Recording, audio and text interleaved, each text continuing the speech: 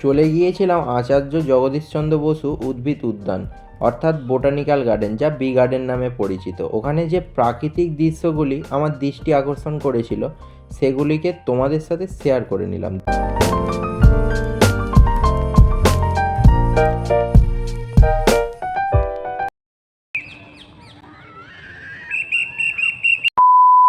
ঘোরাঘুরির পর পেয়ে গিয়েছিল খিদে, তাই আর সহ্য না করতে পেরে বসে পড়েছিলাম খেতে। ছিল ফ্রায়েড রাইস আর চিকেন কষা। চিকেনটা একদম পুরো লাল লাল মশলাদার ছিল। আমি রাইস আর চিকেন কষাটা প্রথমে প্লেটে ঢেলে নিচ্ছিলাম, তারপরে খেতে শুরু করলাম। প্রথমেই গ্রেভি দিয়ে একটু আলু দিয়ে মাখামাখি করে প্রথমেই একটা ছোট বাইট দিয়ে দিয়েছিলাম।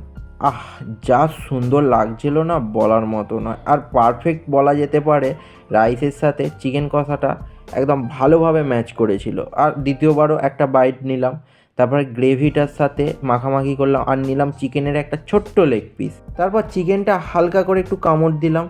দিতেই এতটা চিকেনটা সফট ছিল যে মুখের সাথে পুরো মিলিয়ে গিয়েছিল। আমার তো চরম লাগছিল।